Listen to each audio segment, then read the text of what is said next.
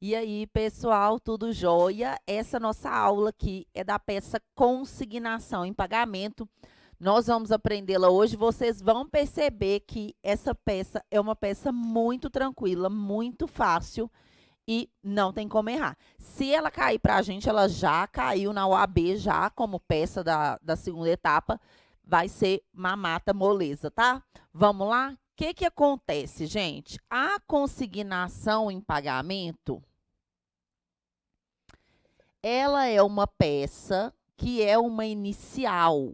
Ela é uma inicial, ela é uma ação trabalhista, só que feita pelo empregador. Porque a gente aprende lá no início que a ação trabalhista inicial, a regra ela é ser feita pelo empregado, não é isso? O empregado vai ao judiciário em busca dos direitos dele. Ok.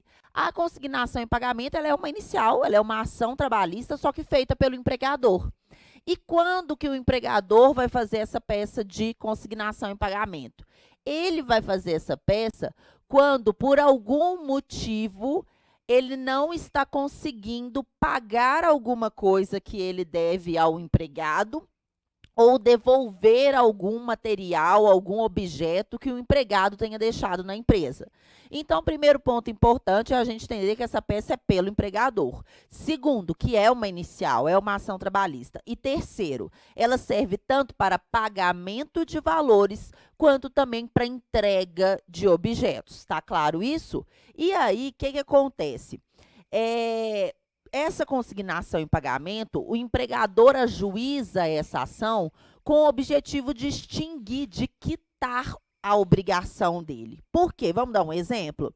Eu vou extinguir o contrato com um funcionário meu e aí eu vou conceder o aviso prévio, que nós sabemos que é obrigatório.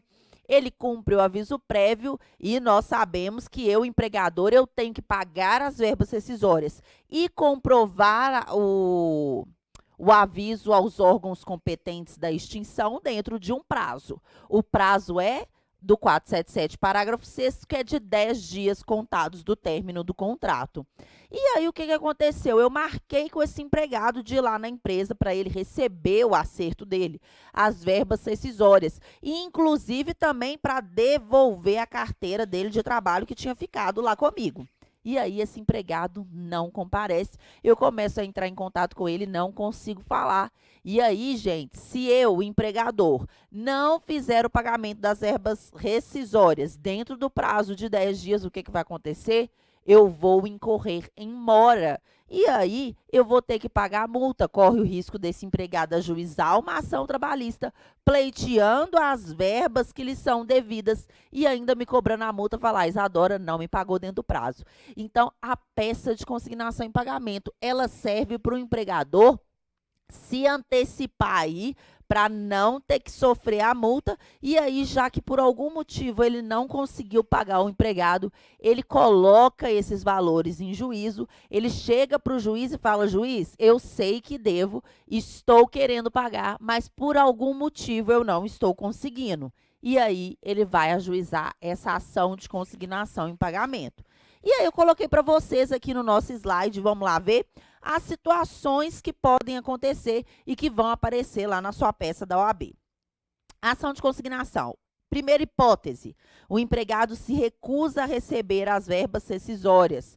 Por exemplo, ele discorda da forma de extinção do contrato. 2, o empregado se recusa a receber qualquer outra verba trabalhista que o empregador tenta lhe pagar. 3, o empregador tem dúvida de quem é o beneficiário, a quem ele deve pagar, e aí o exemplo mais comum é no caso de morte do empregado. 4, o empregado se recusa a receber ou esqueceu as ferramentas de trabalho ou qualquer outro objeto pessoal que tenha deixado na empresa, celular, notebook, carteira de trabalho. É só exemplificativo, né, gente? Então, vem aqui comigo. O empregador, ele quer pagar as verbas rescisórias, ele quer devolver as ferramentas de trabalho, a carteira de trabalho do empregado que ficou lá na empresa, mas por algum motivo o empregado ele não consegue pagar, ou o empregado se recusa a receber aqueles valores, ou então ele não sabe a quem ele deve pagar. Como que ele vai se desincumbir dessa obrigação dele? através da consignação em pagamento. Vem o empregador, faz uma ação trabalhista e fala com o juiz: está aí o que eu devo, está aí a devolução dos objetos e eu não quero mais ter problema com isso, eu quero que a minha obrigação seja extinta. Tá claro para vocês? Entenderam qual é o objetivo da consignação em pagamento? E aí, gente, a peça de consignação, ela tem uma estrutura muito simples, muito básica, que é a seguinte: endereçamento. E aí a gente já pode falar que como vai ser esse endereçamento? Eu não falei que é uma ação trabalhista, eu não falei que é uma inicial, então é igualzinho da nossa ação trabalhista. Qualificação, fatos, mérito e conclusão, ou seja, é uma peça muito simples e muito objetiva. Vamos olhar como que fica, desculpa, gente, como que fica a estrutura dessa nossa peça. Vamos lá comigo para o slide. Excelentíssimo senhor juiz da tal vara do trabalho de igualzinho à inicial. Aí eu coloquei nome do consignante, que é o empregador, qualificação e endereço completos, vem respeitosamente perante Vossa Excelência, com o fulcro no artigo 539 seguintes do CPC, propor ação de consignação em pagamento. Você sempre arruma uma confusãozinha com essas palavras, consignante, consignado, você não precisa utilizar essas palavras. Eu coloco aí apenas para efeito de formalismo, você vai colocar, na verdade, é o nome das partes, não é isso? Ah, Isa, como que eu vou saber quem é o consignante, qual é o consignado? É muito simples. Toda vez que você faz uma peça, o seu cliente, quem te contratou, é quem vem primeiro na qualificação. Então, nesse caso aqui, se a consignação em pagamento ela é uma peça pelo empregador, quem é o seu cliente? Quem te contratou? O empregador. Então, na sua qualificação, o empregador vai vir como a primeira parte na qualificação e o empregado é a outra. Aqui no meu exemplo que eu falei, você colocaria ceia, qualificação, endereço completos, vem respeitosamente perante Vossa Excelência, pá. E aí a segunda parte, em face de Isadora Taide, qualificação, endereço completos. Então, não precisa ficar utilizando essas palavras, consignante, consignado. Isso não vai estar na sua prova, não vai ser cobrado isso. Você pode utilizar tranquilamente durante a sua peça o nome das partes, tá ok? Isso? Beleza.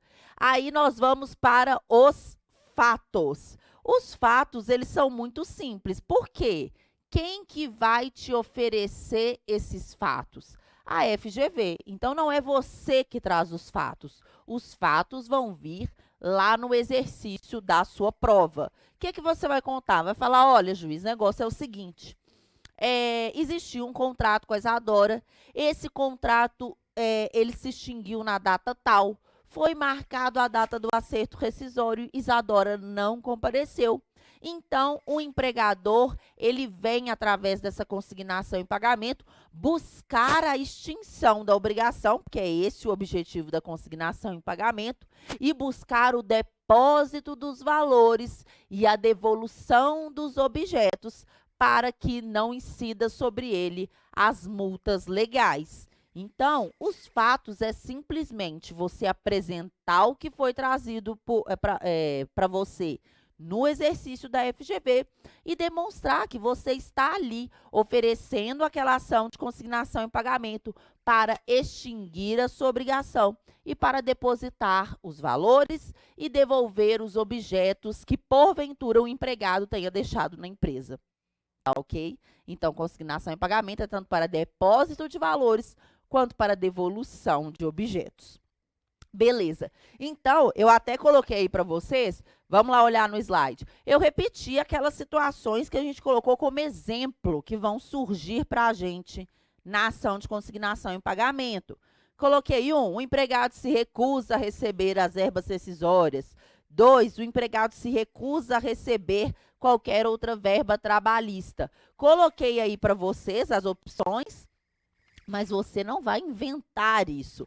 A OAB, a FGV, ela vai trazer essas informações para você. Os fatos nada mais são que você apresentar o que foi trazido para você no exercício. E aí eu chego no mérito, que é o mais importante aqui da nossa peça de consignação em pagamento.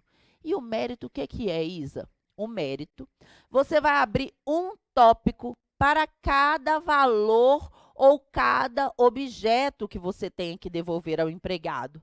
Isa, como que eu vou saber, então, quais são esses tópicos? Pela narrativa do exercício. Primeira coisa e mais importante, provavelmente o seu exercício vai trazer que o contrato foi extinto, que o empregador, e a gente sabe que quando é contrato é extinto, o que são devidas? Verbas rescisórias. Vai falar que o contrato foi extinto e que o empregado não compareceu no dia do acerto. O dia do acerto é o dia de pagar as verbas rescisórias. Aí, você vai abrir no seu tópico, estou dando um exemplo, ok, gente? Você vai abrir no seu mérito o tópico de verbas rescisórias. Por quê? O contrato extinguiu, o empregado não compareceu para o acerto e você quer se ver livre daquelas multas ali pelo pagamento de forma atrasada. Então, no mérito, você vai abrir o tópico de verbas rescisórias. Ah, Isa, mas o exercício também falou que o empregador contou que ele não pagou as horas extras do último ano de contrato de trabalho. Se o exercício te trouxe que existe algum valor que ainda tem que ser pago ao empregado, ele vira outro tópico do seu mérito. Exemplo, horas extras. Ah, Isa, mas o exercício também falou que o empregado deixou o notebook dele na empresa. Eu disse que consignação em pagamento é tanto para depósito de valores quanto para entrega, devolução de objetos. Então, um outro tópico do seu mérito vai ser do notebook. E aí, os títulos, como que eu coloco? Não existe título certo. Por que é importante a gente colocar o título? Para que o examinador encontre com facilidade os tópicos que estão ali no espelho e que ele tem que corrigir na sua prova. Então, no meu exemplo, nós abriríamos um tópico de verbas rescisórias, um tópico de horas extras e um tópico do notebook. O que nós temos que entender é que o mérito de consignação em pagamento vão ter quantos tópicos forem os valores que o empregador deve ao empregado e está buscando o depósito e a devolução de objetos que tenham sido deixados pelo empregado na empresa. Tá claro isso? Qual que é o ponto que sempre vai vir? Esse.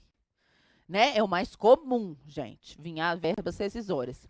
E quando caiu na OAB, caiu para você calcular as verbas rescisórias e caiu também para a devolução de CTPS, que a CTPS tinha sido deixada pelo empregado na empresa. Tá ok? E aí, gente, o que acontece? Lembra que nós aprendemos que todo tópico de mérito ele vem com um formalismo, ele vem com uma regra de como ele deve ser escrito. Para quê? Para que a gente crie um padrão e fique mais fácil escrever no dia da prova. Vamos olhar aí o que eu coloquei para vocês. Olha aí o formalismo do mérito. Eu vou colocar um título, verbas rescisórias, horas extras, celular deixado pelo empregado na empresa, ferramentas de trabalho, férias não pagas, tudo que o empregador mencionou que deve, ou que então que tem que devolver.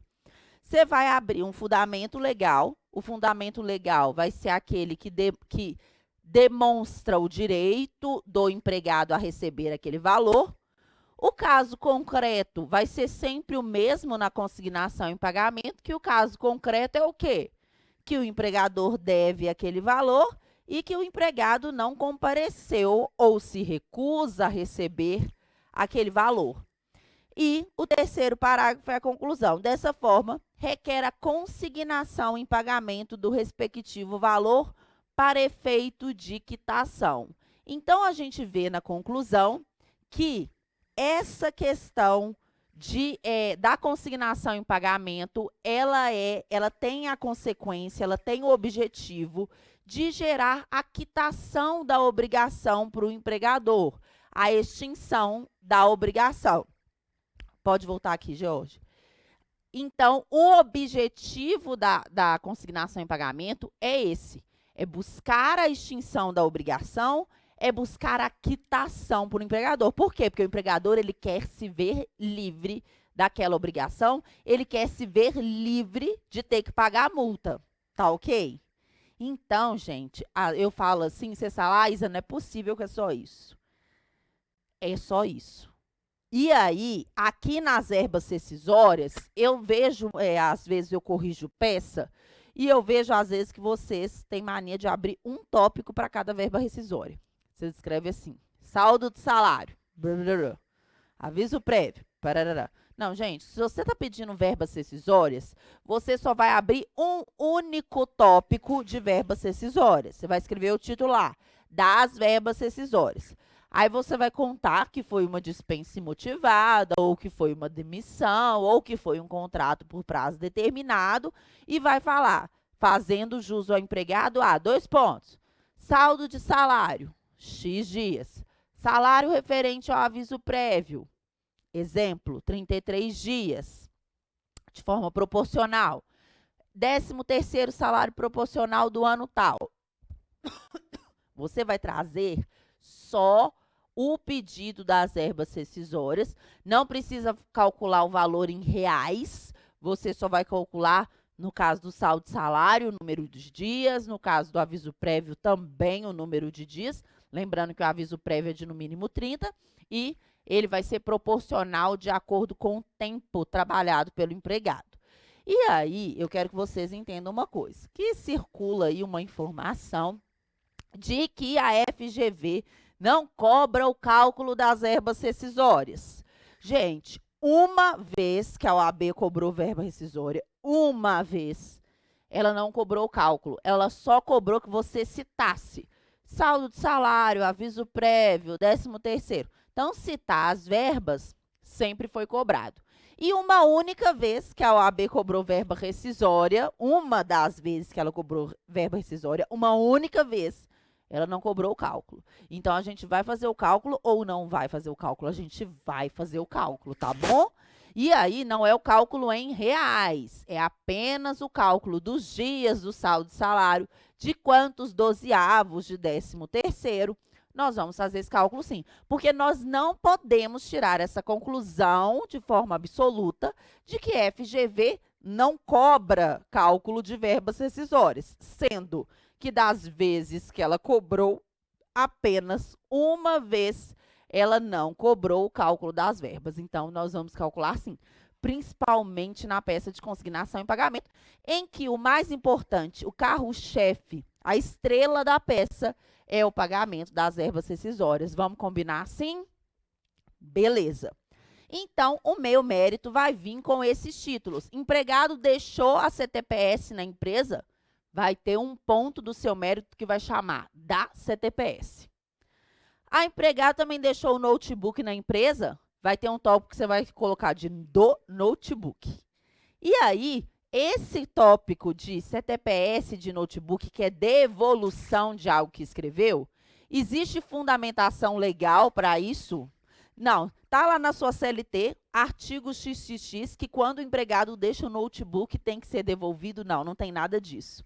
Então, quando eu abrir esse tópico de devolução, vai ser uma frasezinha bem simples. Eu vou falar, olha, o empregado deixou o notebook dele na empresa e o empregador vem, através dessa consignação em pagamento, requerer a devolução do notebook deixado.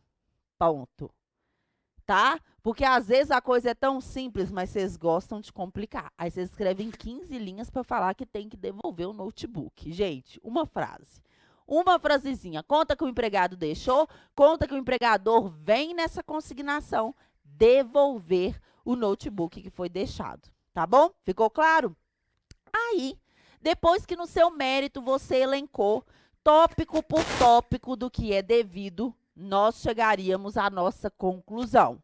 E a conclusão, ela é simplesinha, ela tem algumas expressões que a gente não pode esquecer, mas vai ficar fácil demais, porque no CPC tem a maioria dessas expressões. Vamos ver comigo como é que fica a conclusão? Diante o exposto requer deferimento do depósito da quantia de R-cifrão, 3 pontinhos, no prazo de 5 dias. Notificação do consignado, que é o empregado. Então, você não precisa escrever a palavra consignado. Você pode pôr notificação do, coloca o nome do empregado. Efeito de quitação e declaração da extinção da obrigação, que a gente sabe que é esse o objetivo da nossa consignação.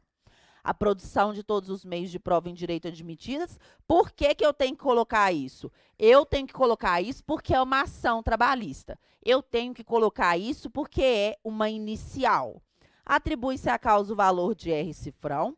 Nesse texto pede deferimento, local e data, advogado, OAB, endereço para intimação. Faltou só uma coisinha aí. Deixa eu colocar para vocês. Aqui, ó, a letra E.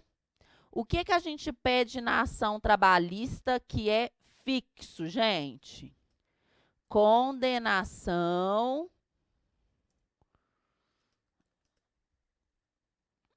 da parte contrária.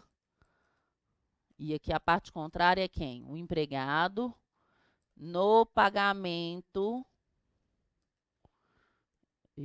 No pagamento de honorários advocatícios. Não é isso? Não posso esquecer.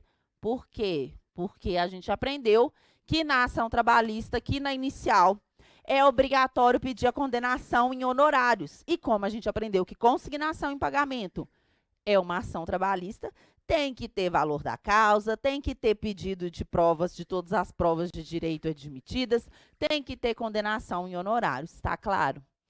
E aí, essa conclusãozinha, a gente vai deixar marcados os pontos importantes dela para eu não esquecer. Eu não tenho que decorar essas expressões, porque tá tudo lá no CPC. Você já vai deixar marcada essa peça com clipes, porque clipes pode ser usado na FGV, na prova da segunda etapa, e aí você não vai esquecer de nada, combinado? Vamos lá, vamos ver comigo o artigo 539 do CPC.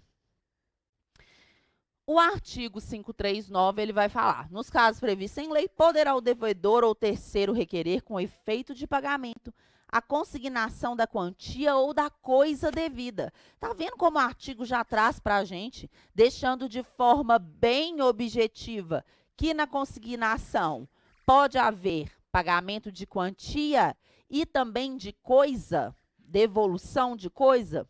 E aí vocês vão grifar para mim, lá no artigo 542. O inciso 1, o depósito da quantia ou da coisa devida a ser efetivado no prazo de 5 dias.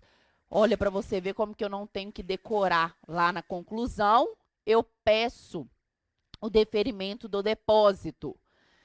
2, citação. E aí, gente, no processo do trabalho, a gente não tem esse rigor quanto à palavra citação e notificação. A FGV vai aceitar os dois. Eu sempre coloco notificação porque é o mais comum utilizado no processo do trabalho. Mas se vocês utilizarem citação, vai ser pontuado do mesmo jeito. E o 546, vocês vão grifar lá para mim. Julgado procedente o pedido, o juiz declarará extinta a obrigação. Eu tenho que pedir isso na minha peça porque o objetivo principal da consignação é extinguir a obrigação do empregador. O empregador, ele busca ficar livre daquela obrigação, ele busca extinguir, quitar aquele débito dele. Tá ok? Vocês não acharam essa peça fácil? Eu achei ela muito fácil. Seria uma bênção se ela caísse, porque é muito tranquila. E aí, lembrando, o seu mérito dessa peça, você abriria quantos tópicos fossem que o empregador quisesse pagar ao empregado. E aí, aqui no meu exemplo, se tivesse horas extras, você coloca o fundamento de qual que é o fundamento das horas extras, igual na ação trabalhista. Artigo 7º, quando for um empregado padrão. Artigo 7º, inciso 13 da Constituição. Artigo 58 da CLT.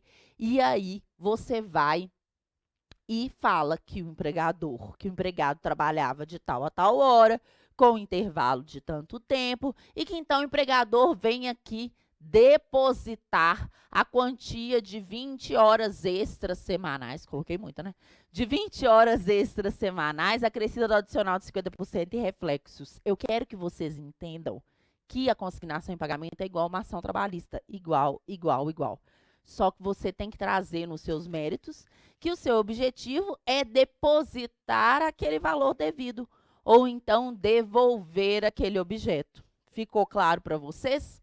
Então, no próximo bloco, eu vou voltar resolvendo um exercício de consignação em pagamento. Tchau, gente!